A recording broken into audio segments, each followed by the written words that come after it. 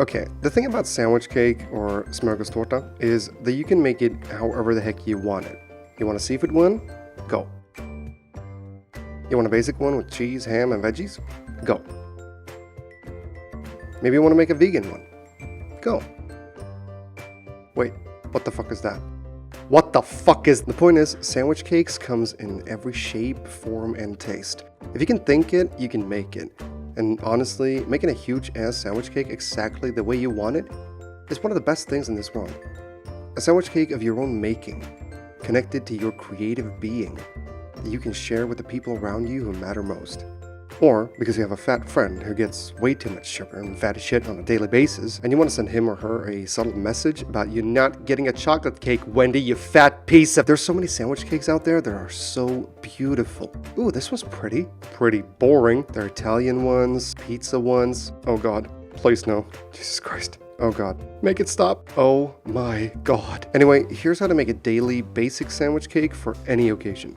You can make it lonely and depressed sized, or you can make it party sized. Party size is the smaller size. For the basic goo, you're gonna need some cream, some natural yogurt, some mayonnaise, proper fucking liver paste, some fresh dill, and some caviar. Wait, maybe not that kind of caviar. Caviar with a K. There we go.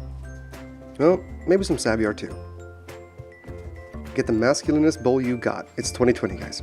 Pour in some cream and get to whisking that shit. It's important that you do this by hand and not use any kind of machinery. Because that's how you get it absolutely perfect like this. Not too thick, not too loose. Get just a tiny bit of yogurt in there. And just a little bit of mayonnaise. Add a crap ton of caviar with a K. Now, concerning the liver paste, it's important that you work it before adding it. This is to make sure that it mixes nicely with everything else. Try to leave the container as flat as you can because people might want some for breakfast and you're not a fucking barbarian. Add some dill. Then toss in a few chunks of freshly frozen chives. Add a fuck ton of black pepper because everything needs pepper. And now mix all that shit up. Our chunks of chives are going to keep this stuff cold while we prep the next step.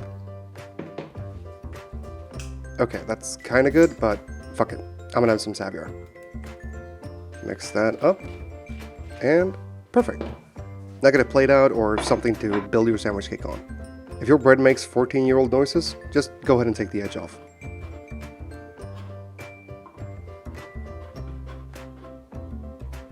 This is how you could place it, but it's gonna fall apart and don't do it.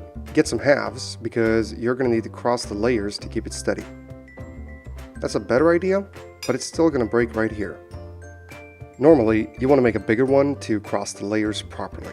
But we're gonna go ahead and make a one-person portion here, for the sake of simplicity. Easy. Now, I'm not happy with my goo just being goo, because I want some bloody substance in there. Like maybe some shrimp. What goes well with shrimp? Eggs. Chop it up to a size that you want, or as much as you can bother. Then massacre the shrimp like the psycho you are. I'm experimenting with this in a smaller bowl, adding some of my goo.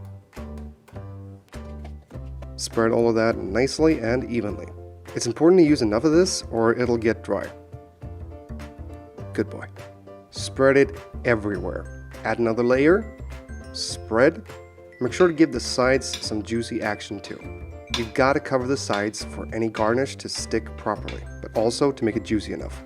Now that we got the base ready, it's time to add whatever toppings or garnish that you want. Literally anything goes, except for dog shit or bananas. Add things like ham, cheese, some freshly boiled steaming eggs. Yes, that hurt very much. Some cucumber, tomatoes maybe, cured seasoned salmon, shrimp, lettuce, avocado, you get the picture. Saviar is very popular too. I'm gonna go with seafood because I love it. Split that cured salmon into smaller pieces. Place it however you want. Remember, taste over fashion, at least when you're making a small sandwich cake. I'm adding some cucumber to counter the salty salmon. Just gotta figure out how to fucking place this. Oh Jesus, how the fuck do I mirror this? Okay, good enough. I'm adding some tomatoes just for looks, but I'm not gonna eat them. Put a fuck ton of shrimp on there because you can never have enough shrimp. Yes, I'm Swedish. For garnish on the sides, finely cut lettuce. It's easy, it's pretty, and it's boring.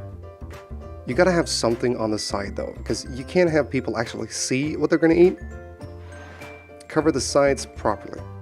Try tossing it on there. It's physics. It works. Fixing things constantly all throughout the process is just a natural part of making a sandwich cake. Now, pick this thing up and put it on something else, because no self-respecting person ever makes a sandwich cake on the same platter they're serving it on. See, all of a sudden, this thing actually looks edible. It ain't the prettiest thing around, because honestly, a sandwich cake looks better the bigger you make it. I recommend making a big one and garnish and decorate it exactly how you want.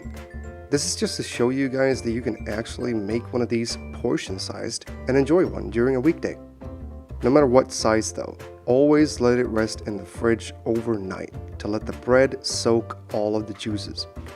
Now, if you pity me and my dreadful creation, but you don't want to lower my self-esteem to the point where I make one of these, then go ahead and leave me a like. If you have any tips, criticism, or other feedback regarding my recipe, or if you have an idea for another video I should make, go ahead and let me know in the comments. If you hate cake, or if you hate sandwiches, then go ahead and dislike the video. Subscribe if you want to see more, and thank you so much for watching. Yes, shrimp fell off, I ate it.